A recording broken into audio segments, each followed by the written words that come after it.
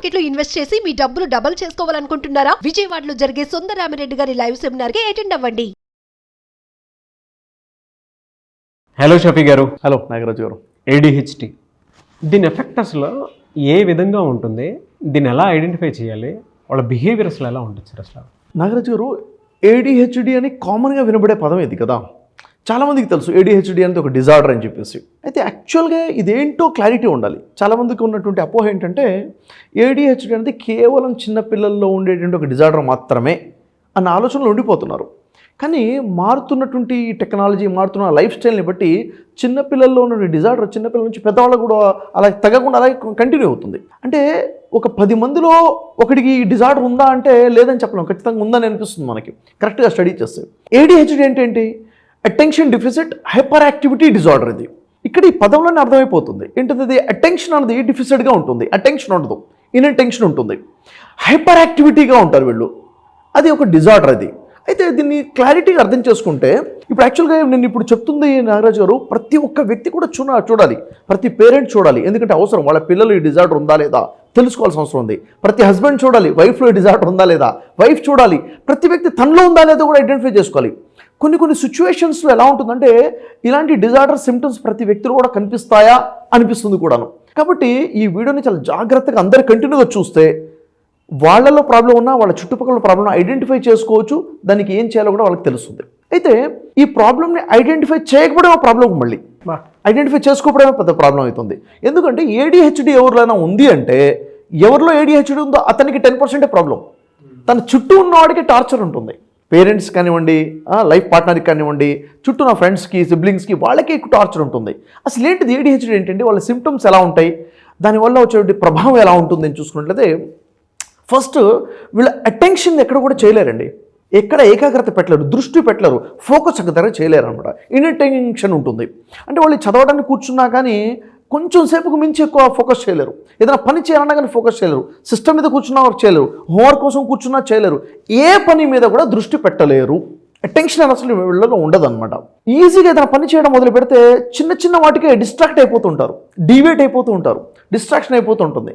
వీళ్ళు ఏదైనా పని మొదలు పెట్టడమే తప్ప పని పూర్తి చేయడం అనేది వీళ్ళు కనబడదు. విషయాలు మర్చిపోతుంటారు. మీరు వాళ్ళకి ఏమైనా పని చెప్పారనుకోండి, చేస్తానని చెప్పి అక్కడి నుంచి లేస్తాడు, ఎందుకు లేచాడో మర్చిపోతాడు, విషయం మర్చిపోతాడు, వస్తువులు మర్చిపోతారు. వీళ్ళు ఒక దగ్గర కీ పెడితే ఎక్కడ పెట్టారో మర్చిపోతారు, వెతుక్కుంటూ ఉంటారు. స్పెడ్స్ పెడితే వెతుక్కుంటుంటారు, వాళ్ళ బ్యాగ్ ఎక్కడుందో వెతుక్కుంటుంటారు, నోట్స్ ఎక్కడుందో వెతుక్కుంటుంటారు, పెన్ ఎక్కడుందో వెతుక్కుంటుంటారు. ప్రతి వస్తువు కూడా వెతుక్కోవడంలోనే సమయం పోతుంది, ఎందుకు మర్చిపోతుంటారు అనమాట. ఎందుకు మర్చిపోతున్నారు? అటెన్షన్ ఉండదు, చేసే పని మీద దృష్టి ఉండదు. సో నిజంగా చెప్పాలంటే ఒక రకమైనటువంటి ఒక అశాంతికి గురైపోయి ఉంటారు వీళ్ళు. ఇది ఒక రకమైనటువంటి, ఇంకా దీంట్లో చాలా డీటెయిల్గా మాట్లాడుకోవచ్చు. దీనివల్ల ఏమేమి నష్టాలు ఉన్నాయంటే చాలా పెద్ద నష్టాలు ఉంటాయి. అంటే ఎప్పుడైతే ఫోకస్ చేయమో అన్ని విషయాల్లో లాస్ అయిపోతాం కదా.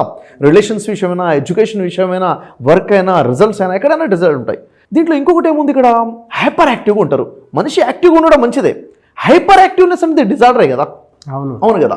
అంటే ఎంత ఓవర్ యాక్టివ్గా ఉంటారంటే వీళ్ళు ఎక్కడ కూడా ప్రశాంతంగా కూర్చోలేరు, ప్రశాంతంగా ఉండలేరు అనమాట.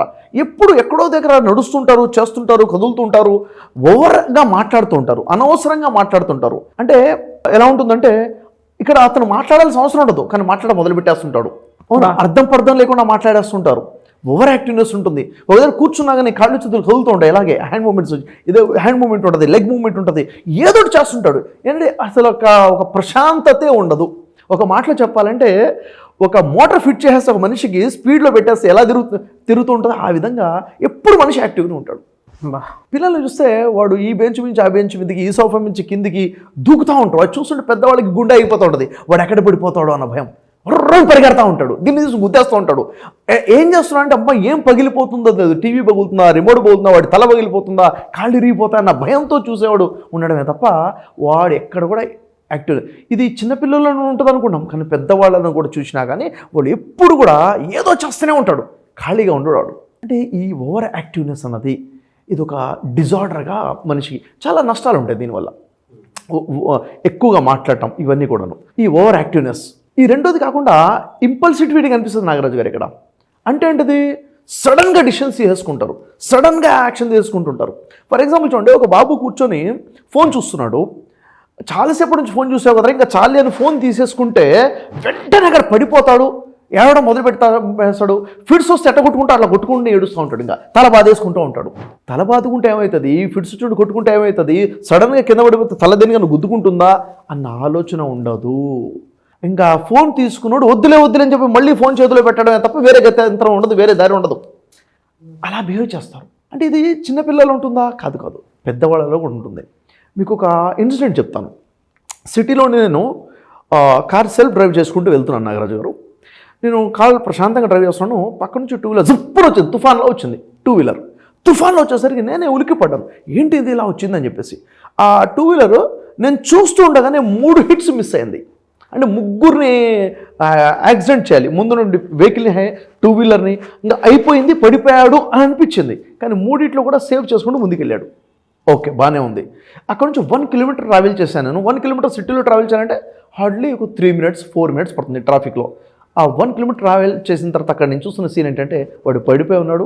వెళ్ళి అక్కడ ఉన్నటువంటి టిప్పర్కి హిట్ చేసుకున్నాడు, ముఖం పగిలిపోయింది, పడిపోయాడు. చాలామంది గ్యాదర్ అయ్యారు. నేను కూడా వెహికల్ పక్కకి తీసి చూస్తే తల చిత్తు అయిపోయి ఉంది, మొత్తం బ్లీడ్ అయిపోతుంది. యాక్చువల్గా ఏమైంది అక్కడ?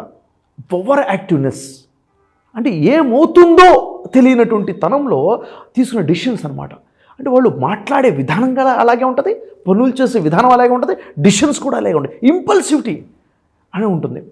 ఇది ఇంకా మీకు అర్థం అవడానికి ఒక ఎగ్జాంపుల్ చెప్తాను. ఫర్ ఎగ్జాంపుల్ క్విజ్ ఉందనుకోండి, స్కూల్లోనే క్విజ్ పెడుతుంటారు పిల్లలకి. టీమ్ ABCD పెట్టేసి ఫస్ట్ క్వశ్చన్ సెకండ్ ఉంటుంది. ఇప్పుడు క్వశ్చన్ టీమ్ ఏ అని అడుగుతున్నాం, క్విజ్ మాస్టర్ అడుగుతున్నాడు ఈ క్వశ్చన్. టీమ్ Dలో ఉన్నవాడు క్వశ్చన్ అడిగిన ఆన్సర్ చేస్తాడు. నీ వంతు కాదు కదరా, నువ్వు మాట్లాడాల్సి కాదు, క్వశ్చన్ వెళ్ళదు కదా. ఆ స్పృహ ఉండదు. నా వంతు వచ్చేంతకు నేను నిలబడాలి, నా టర్న్ వచ్చేంత ఇప్పుడే నేను మాట్లాడాలి అన్న స్పృహ కూడా ఉండదు. అసలు ఆలోచన ఏమాత్రం లేకుండా కూడా స్పందించేటువంటి ఈ ఇంపల్సివిటీ ఉంటుంది అనమాట. ఇంపల్సివిటీ ఈ లక్షణాలన్నీ కూడాను. వీళ్ళ ఆలోచనలు ఎలా ఉంటాయంటే నాగరాజు గారు, మీరు చూడండి, సీతకొక చిలుక ఉంటుంది. మీరు కొంచెం ప్రశాంతంగా దాన్ని గమనించండి. ఎక్కడ ఉండదు, ఇక్కడ ఎగురుతుంది, అక్కడ కూర్చుంటుంది, అక్కడ ఎగురుతుంది, ఇక్కడ కూర్చుంటుంది, ఇక్కడ ఎగురుతుంది, అక్కడ కూర్చుంటుంది, తిరిగి ఎక్కడ నుంచి వరల్డ్లోకి వెళ్ళిపోతుంది, నచ్చిన వాళ్ళకి అలా వెళ్ళిపోతూ ఉంటుంది. నేను ఎందుకు ఇలా చెప్తున్నానంటే ఈ డిజార్డర్ ఉన్న వ్యక్తి ఆలోచనలు కూడా ఒక దగ్గర ఉండవు. అటెన్షన్ ఒక దగ్గర ఉండదు. దృష్టి ఇక్కడ నుంచి అక్కడికి, అక్కడ నుంచి అక్కడికి, అక్కడ నుంచి అక్కడికి ఇలా వెళ్ళిపోతుంటుంది. అర్థం కాదు, అసలు ఎటు వెళ్ళాడో అర్థం కాదు. తను చేస్తున్న పని ఒకటి, తను ఆలోచించేది ఇంకేదో ఉంటుంది. ఉదాహరణకి భోజనం చేస్తున్నాడు, ఈ డిజార్డర్ ఉన్న వ్యక్తి ముందు పెరుగు పెడితే అతను పెరుగు చూడడు. పెరుగు చూడగానే పురుగులు గుర్తొస్తాయి, పురుగులు చూడగానే ఇంకేదో గుర్తొస్తుంది, ఇంకెక్కడికి వెళ్ళిపోతాడు. కళ్ళ ముందు పెరుగు ఉంటుంది, ఇంకా తినలేడు. అంటే ఇది ఓవర్గా మనిషి యొక్క ఆలోచనలు ర్యాపిడ్ స్పీడ్లో వెళ్ళిపోతూ ఉంటాయి అనమాట. అది పాజిటివిటీలో అయినా కానీ నెగిటివిటీలో అయినా కానీ ఆలోచనలు స్పీడ్గా వెళ్ళిపోతుంటాయి. ఇక్కడ ఏమైపోతుంది, ఫోకస్ మిస్ అవుతుంది. ఫోకస్ మిస్ అయినప్పుడు అక్కడ రిజల్ట్స్ అనేవి రావు. అందుకే పని మొదలు పెట్టడమే తప్ప పని కంప్లీట్ చేయడం అనేది జరగదు. వీళ్ళు ప్రశాంతంగా ఒక దగ్గర కూర్చోవడం కూడా కూర్చోలేని పరిస్థితి అనమాట.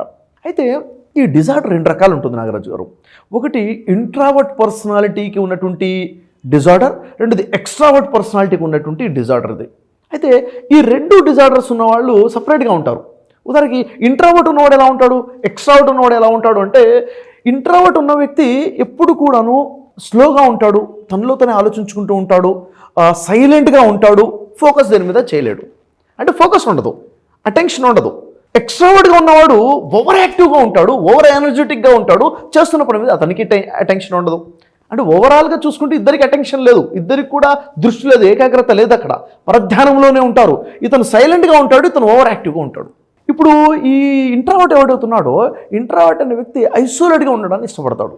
ఎవరిని కలవడు, ఎవరితో మాట్లాడటం ఇష్టపడ్డు, తెలిసిన వ్యక్తులు వస్తున్నా కానీ పలకరించడం ఇష్టం ఉండదు. కొత్త వ్యక్తులు పరిచయం చేసుకోవాలంటే ఒక రకమైన భయము, ఒక రకమైన టెన్షన్గా ఫీల్ అవుతాడు ఇంట్రావర్ట్గా ఉన్నవాడు. కాబట్టి హ్యూమన్ రిలేషన్స్ ఉండవు. ఎక్స్ట్రావర్ట్గా ఉన్నవాడు అన్నెసరీగానే వెళ్ళి కలుస్తూ ఉంటాడు 10 మందిని. అంటే ప్రతి వాళ్ళలో వెళ్ళడం, ఇన్వాల్వ్ అవ్వడం, చేయటం ఈ విధంగా ఉంటుంది. ఓవరాల్గా వీళ్ళిద్దరిది 2 రకాల పర్సనాలిటీస్. వీళ్ళిద్దరిలో ఉండేది కూడా ఏంటంటే ఇంపల్సిటివిటీ ఉంటుంది. అంటే సడన్గా డిసిషన్ తీసేసుకోవడము, సడన్గా పనులు చేయడము, పనులు ఫోకస్ చేయకపోవడము, వస్తువులు మర్చిపోవడము, పనులు మర్చిపోవడము, రిజల్ట్ రాకపోవడము, ఇవన్నీ కూడా. దీనివల్ల ఏమవుతుంది, ఎప్పుడైతే పనులు అవ్వవో, రిజల్ట్స్ ఎప్పుడైతే రావో వాళ్ళకి కాన్ఫిడెన్స్ దెబ్బతింటుంది. వాళ్ళు చేసే పని మీద కాన్ఫిడెన్స్ దెబ్బతింటుంది, రిలేషన్స్ దెబ్బతింటాయి, కోపం వస్తుంది, ఇరిటేషన్ పెరిగిపోతుంది.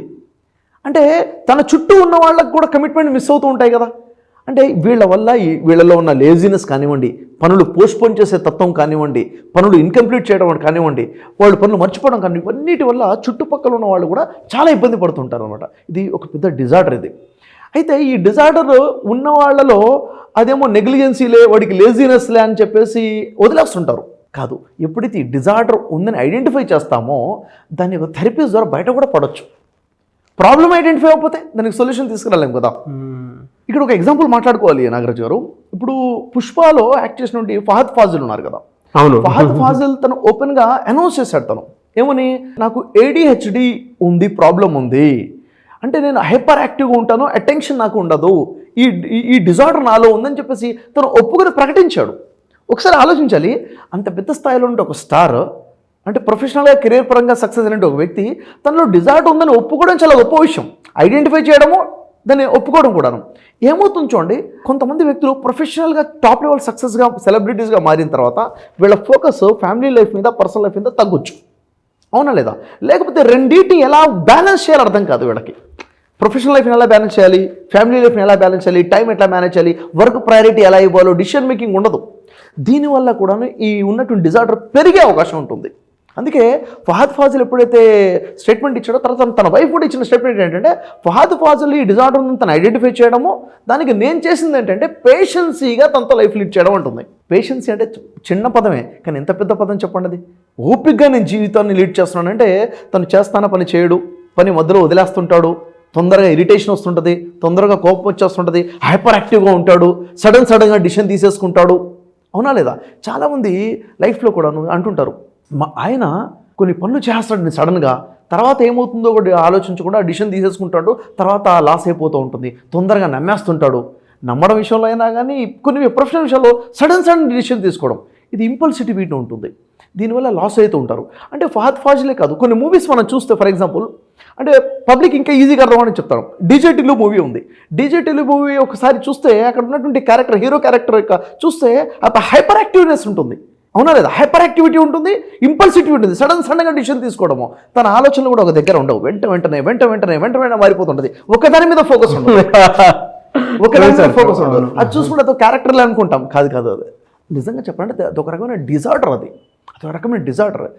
ఇది ఆలోచిస్తే మన లైఫ్లో కూడా ఈ డిజార్డర్ ఉందా, ఏ పర్సంటేజ్లో ఉంది సెకండరీ. 90% డిజార్డర్ ఉందా, 5% డిజార్డర్ ఉందా? నేను పనుల్ని పోస్ట్పోన్ చేస్తున్నాను, పనుల్ని మొదలు పెడుతున్నాను, వదిలేస్తున్నాను. చాలామంది చూడండి, పని మొదలు పెడతాడు, వదిలేస్తాడు, జిమ్కి వెళ్ళాలనుకుంటాడు, వదిలేస్తాడు, ఏదో పని మొదలు పెడతాడు, వదిలేస్తాడు, ఏదో డిసిప్లిన్ అంటాడు, వదిలేస్తాడు. ఇది ఎందుకుంది అంటే ఇంపల్సిటివిటీ. అది సడన్గా డిసిషన్ తీసుకున్నాడు, ఇది కంటిన్యూ చేయాలన్న ఆలోచన కూడా చేయకుండా స్టార్ట్ చేశాడు. అవునా లేదా? అంటే స్టార్ట్ చేయడంలో హైపర్ యాక్టివిటీ ఉంది, తర్వాత దాన్ని సడన్గా అటెన్షన్ డివైట్ అయిపోయాడు, ఈజీగా డివైట్ అయిపోతుంటారు అనమాట. అంటే వీళ్ళకి క్లియర్ కట్గా విజన్ ఉండదు, క్లియర్ కట్గా గోల్ ఉండదు, పెట్టుకోలేరు అనమాట. పెట్టుకున్నాగానే డివైట్ అయిపోతుంటారు. ఇవన్నీ డిజార్డర్స్. ఉదాహరణకు చూడండి, ఇప్పుడు ఇది అబ్బాయిల్లోనే ఎక్కువగా ఉంటుందని అపోహ కూడా ఉంది చాలామందిలో. అబ్బాయిలోనే ఉండదు, అబ్బాయిలో ఉన్నది హైపర్గా కనిపిస్తుంటుంది, అమ్మాయిల్లో కూడా ఉంటుంది. అది అమ్మాయిల విషయంలో చూడండి, అరే ఎప్పుడు కూడా మాట్లాడుతూ ఉంటావేంటి, ఇంకెక్కువగా ఎప్పుడు వదులుతుంటావేంటి, సైలెంట్గా కూర్చోవచ్చు కదా అని అమ్మాయిల్ని పేరెంట్స్ అంటుంటారు. ఎప్పుడు ఏదో మాట్లాడుతూనే ఉంటావేంటి అని చెప్పేసి. అంటే ఓవర్ టాకిటివ్నెస్గా ఉండడము, ఎక్కువగా ఎక్సెసివ్గా మాట్లాడటం కూడా ఈ డిజార్డర్లో ఒక భాగం. ఇదొక సిమ్టమ్ ఇది. అవునా లేదా? కొంతమంది చూడండి, స్కూల్స్లో చూసుకుంటే ప్రశాంతంగా కూర్చోరు, లేచి క్యాంపస్ మొత్తం తిరిగి వస్తూ ఉంటారు, నలుగురిని కలుస్తుంటారు, పక్క క్లాస్ రూమ్కి వెళ్ళిపోతుంటారు, ఎక్కడ చూసినా నువ్వే కనిపిస్తావు అన్నట్టుగా అంటుంటారు. ఎందుకు అలా చేస్తారంటే నిజంగా ఏదో చూడటం కోసం కాదు, ఒక దగ్గర కూర్చోలేక. ప్రశాంతంగా కూర్చోవడం వాళ్ళకి ప్రశాంతత ఉండదన్నమాట, ఏదో కట్టేసిన ఫీలింగ్ ఉంటుంది, వెళ్ళి తిరుగుతుంటారు. ఇలాంటి డిజార్డర్స్ ఉన్నప్పుడు ఖచ్చితంగా పేరెంట్స్ గమనించాలి, మనతో పాటు ఉన్న వాళ్ళు డిజార్డర్ ఉంటే గమనించాలి. కొన్ని థెరపీస్ ద్వారా దీంట్లో నుంచి బయటపడవచ్చు నాగరాజు గారు. అది బయటపడిపోతే ఏమవుతుందో తెలుసా? ఇప్పుడు ఉదాహరణ నేనున్నాను, ఏదైనా పని మొదలు పెట్టేసి డివైట్ అయిపోతున్నట్టే నా క్లాసే కదా, నా ప్రొఫెషనల్గా లాసే, ఒక స్టూడెంట్కి ఎడ్యుకేషన్గా లాస్ అయిపోతున్నట్టే. అవునా లేదా? ఒకటి పని చేస్తానని చెప్పడం మధ్యలో మర్చిపోతున్నానంటే నా పనులు, నా రిలేషన్స్ దెబ్బతింటాయి, అవును, డిసిప్లిన్ మిస్ అవుతూ ఉంటుంది కదా. కాబట్టి ఇవన్నీ కూడా అవ్వకుండా ఉండాలంటే దీన్ని ఐడెంటిఫై చేసి దీంట్లో నుంచి బయటపడే ప్రయత్నం చేయాలి మనం. ఎలా సార్ అది? సరే, ఎలా చూడండి, ఫర్ ఎగ్జాంపుల్ చూడండి, ఒక పని మనం మర్చిపోతున్నాము. ఎందుకు మర్చిపోతున్నాము? ఇప్పుడు నా టీంలో ఒక మెంబర్ వచ్చాడు, అంటే ప్రాక్టికల్గా నా టీంలో జరిగిన ఒక ఇన్సిడెంట్ చెప్తాను. మా ఆఫీస్లో వచ్చినట్టు ఒక ఎంప్లాయ్ ఏంటంటే, తను టీనేజ్లో మా దగ్గర రావడం జరిగింది, 19 years ఏజ్లో. తనకి ఏదైనా వర్క్ చెప్తే ఖచ్చితంగా మర్చిపోతాడు, ఇది గ్యారంటీ. చేయడు. ఎందుకు చేయడంటే కావాలని చేయడం కాదు, తను మర్చిపోతాడు. నేను చేస్తాను, ఈరోజు ఈ వర్క్ చేస్తానంటాడు. కొంతసేపు చూస్తే ఏదో చేస్తుంటాడు, ఈ పని తనకి ఇచ్చిన విషయం కూడా మర్చిపోతాడు. ఈ విధంగా ఉండేది. అంటే వస్తువులు మర్చిపోవటము, పనులు మర్చిపోవడము ఒక డిజార్డర్ స్ట్రాంగ్గా ఉంది. అప్పుడు ఎప్పుడైతే మేము ఐడెంటిఫై చేసామో ఈ వ్యక్తులు ఈ డిజార్డర్ ఉందని తనకు చెప్పడం మొదలుపెట్టాం. ఈ పని ఈ టైం వరకు కంప్లీట్ చేసి నువ్వు అప్డేట్ ఇవ్వాలి. అంటే పని చెప్పడంలో క్లారిటీ ఉంది. ఈ పని చేయి కాదు, ఈ పని ఈ టైం వరకు కంప్లీట్ చేసి నువ్వు దీనికి అప్డేట్ ఇవ్వాలి. అప్డేట్ ఇవ్వాలనేసరికి ఇంకొంచెం సీరియస్నెస్ పెరిగింది కదా, ఇలా ప్రాక్టీస్ చేయించడం మొదలుపెట్టాం. ఇంకొకటి అంటే వాళ్ళల్లో అకౌంటబిలిటీ పెంచాలి, రిమైండర్ పెంచడం వల్ల ఏంటంటే మర్చిపోవడం అనేది తగ్గుతుంది. ఇంకొకటి హైపర్ యాక్టివ్గా ఎవరైతే ఉంటారో, హైపర్ యాక్టివ్నెస్ ఎక్కడ ఉంటాడు? హైపర్ యాక్టివ్గా ఉన్న వ్యక్తికి సరైన స్పోర్ట్స్, సరైన గేమ్ మనం చెప్తే అంటే పాజిటివిటీలో హైపర్ యాక్టివ్నెస్ ఉంటుంది. అది లేకపోతే ఎక్కడో పడితే అక్కడ హైపర్ యాక్టివ్గా ఉంటే లాస్ అయిపోతాడు కదా. తను ఏం మాట్లాడాలో చెప్తే ఏం మాట్లాడకూడదో మాట్లాడకుండా ఉంటాడు. సో ఇవన్నీ కూడాను ఒక కరెక్ట్ థెరపీస్ ఉన్నాయి దీనికి. ఫస్ట్ తనకి ప్రాబ్లం ఉందని ఐడెంటిఫై ఏ విధంగా చేయగలగాలి, ఈ ప్రాబ్లం నీకుంటే ఏ లాసెస్ అవుతాయో తనకు చెప్పగలగాలి, ఈ ప్రాబ్లం ఉండకుండా ఉండాలంటే ఇలాంటి ఎక్సర్సైజ్ స్టార్ట్ చేయి, ఈ విధంగా నువ్వు బిహేవియర్ చేంజ్ చేసుకో అని చెప్పేసి వాళ్ళకి కొన్ని ఎక్సర్సైజ్ చెప్పి ప్రాక్టీస్ చేయించాలి. పిల్లల్లో ఉంటే పేరెంట్స్కి గైడెన్స్ ఉంటుంది, ఎన్విరాన్మెంట్ ఏమేమి చేంజ్ చేయాలి దీని గురించి కూడా ఉంటుంది. యాక్చువల్గా ఈ ప్రాబ్లం ఉంటే సొల్యూషన్ ఏంటంటే ఇక డీటెయిల్గా చాలా మాట్లాడుకోవచ్చు. ఫర్దర్గా పార్ట్లో దీన్ని ఇంకా డీటెయిల్గా చేద్దాం నాగరాజు. డెఫినెట్గా సార్, ఎందుకంటే ప్రతి పేరెంట్ దీనికి సంబంధించినటువంటి ఒక థెరపీ కోసం చూసేటువంటి వాళ్ళు ఉన్నారు. మీ దగ్గర పర్సనల్ అపాయింట్మెంట్ కోసం వచ్చే వాళ్ళు కూడా చాలామంది ఉన్నారు. మరి పర్సనల్ అపాయింట్మెంట్ కావాలనుకుంటే మీరు పర్సనల్ అపాయింట్మెంట్ కూడా తీసుకోవచ్చు. టైం ఇస్తారు కదా సార్ మీరు వాళ్ళకి? తప్పకుండా సార్, ఆన్లైన్లో కానివ్వండి, ఆఫ్లైన్లో కానివ్వండి, వాళ్ళకి అపాయింట్మెంట్ కావాలనుకుంటే ఖచ్చితంగా వాళ్ళకి టైం ఇద్దాము. సో ఆ విధంగానే సరే మీరు అప్రోచ్ అవ్వచ్చు. బట్ మీ ఒపీనియన్ ఏదైనా ఉన్నా కూడా కింద కామెంట్ బాక్స్లో షేర్ చేయండి. అంటే మీ పిల్లల్లో ఆ బిహేవియర్ కనిపిస్తుందా లేదా అనేటువంటిది మాత్రం 1-2 సార్లు రీచెక్ చేసుకొని కింద కామెంట్ బాక్స్లో పోస్ట్ చేయండి ఎలా ఉంది అనేటువంటిది. సో దాని మీద దాన్ని అవగాహనలోకి తెచ్చుకొని పార్ట్ 2 వీడియో థెరపీ కిందకి నేను షఫీ గారు విత్ సైంటిఫిక్ ప్రూఫ్ చేయటం జరుగుతుంది. ఆ విధంగా కూడా మీరు అప్రోచ్ అవ్వచ్చు. ఎనీవేస్ గ్రేట్ ఇన్ఫర్మేషన్ అండి. Thank you so much. Thank you welcome.